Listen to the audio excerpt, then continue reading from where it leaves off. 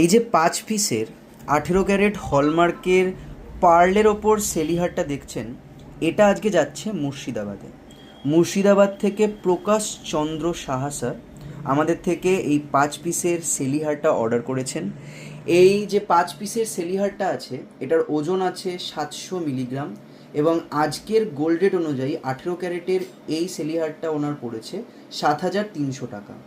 আপনারা জানেন যে আমরা অনলাইনে এরকম অল ওভার ইন্ডিয়াতেই কিন্তু সিলভার এবং গোল্ডের জুয়েলারি ডেলিভারি করি।